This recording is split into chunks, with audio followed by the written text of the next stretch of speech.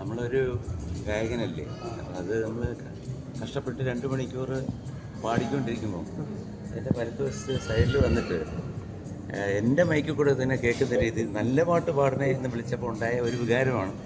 അതെല്ലാവരും വളരെ പോസിറ്റീവായിട്ടാണ് എടുത്തത്. വേറൊന്നുമല്ല, ഈ നല്ല പാട്ട് ചീത്ത പാട്ടൊന്നും അങ്ങനെയില്ല. എല്ലാം ഇപ്പം ഗാനമേളയ്ക്ക് ഞങ്ങളൊക്കെ പാടുന്നതെന്ന് പറഞ്ഞു കഴിഞ്ഞാൽ ഇപ്പം മോസ്റ്റ് ഓഫ് ദ സോങ്സ് ഞാൻ എൻ്റെ ഗാനമേളയ്ക്ക് പാടുന്ന മോഹൻലാലിൻ്റെ പാട്ടാണ്. അതിനകത്ത് നിങ്ങൾക്ക് ഇതായപ്പോൾ എടുക്കുന്നത് നിങ്ങൾക്ക് എല്ലാവർക്കും ഇഷ്ടപ്പെട്ട പാട്ടുകളാണ് ഞാൻ പാടുന്നത്.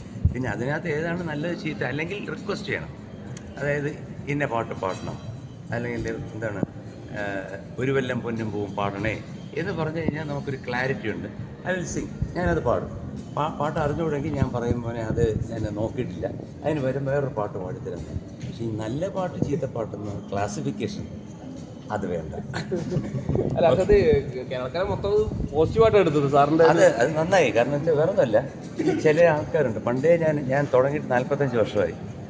ഈ 45 വർഷം കേൾക്കുന്ന ചില പാട്ടുകളാണ്, ചില വാക്കുകളാണ് നല്ല പാട്ട് പാടുന്നത്. അത് സത്യത്തിൽ സഹികെട്ടുകൊണ്ട് പറഞ്ഞു പോയതായിട്ടോ. കാരണം ഏത് പാട്ടാണ് നല്ല പാട്ട് നിങ്ങൾ തന്നെ പറയും, ഏത് പാട്ടാണ് ചീത്ത പാട്ട്.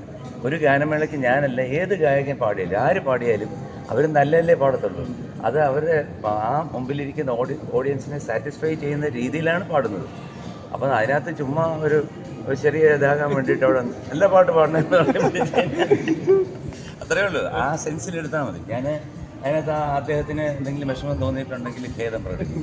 ഓക്കെ, എല്ലാ ഗാനമേളക്കാർക്കും വേണ്ടിയിട്ടാണ് ഞാൻ പറഞ്ഞത്, എല്ലാ പാട്ടുകാർക്കും. ഞാൻ സമം എന്ന് പറഞ്ഞ അസോസിയേഷൻ്റെ വൈസ് ചെയർമാനാണ്, ദാസേട്ടനാണ് ചെയർമാൻ. അപ്പോൾ ഞങ്ങളുടെ ഇതിനകത്ത് ഏകദേശം 140 പാട്ടുകാരുണ്ട്, പ്ലേ ബാക്ക് സിംഗേഴ്സ്. അപ്പോൾ അവർക്ക് എല്ലാവർക്കും വേണ്ടിയിട്ടാണ് ഞാൻ പറഞ്ഞത്, on behalf of every singers. Sir പുതിയത് അടിപൊളിയായിട്ടൊരു പാട്ടുണ്ട്, അതായത് തുടരും എന്നുള്ള ചിത്രത്തിലാണ്. അതിൽ കൺമണിപ്പൂവേ കണ്ണാടിപ്പൂവേ എന്നൊരു പാട്ട്, പിന്നെ വേൽമുരുകൻ, അതും ആ ടൈപ്പിലൊരു പാട്ടുണ്ട്. അത് പ്രൊമോ സോങ് ആണ്, പക്ഷെ അത് അടുത്ത ആഴ്ച മോഹൻലാലും ശോഭനയും അഭിനയിക്കുന്നുണ്ട്. പ്രൊമോ സോങ് ആണെങ്കിൽ പോലും അവർ അത് ചെയ്യുന്നുണ്ട്.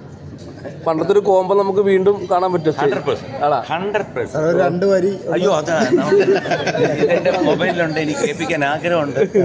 പക്ഷെ അത് ചെയ്ത് കഴിഞ്ഞാൽ അത് പ്രശ്നമാണ്. അത് ഇതുപോലെ റിലീസൊക്കെ വരും, നിങ്ങളെയൊക്കെ വിളിച്ചിട്ട് ഡെഫിനറ്റ്ലി ഞങ്ങളെല്ലാവരും കാണും. മോഹൻലാൽ, ശോഭന, എല്ലാവരും കൂടെ. നിങ്ങളുടെയൊക്കെ പ്രൊമോഷൻ തീർച്ചയായിട്ടും ഉണ്ടാകണം.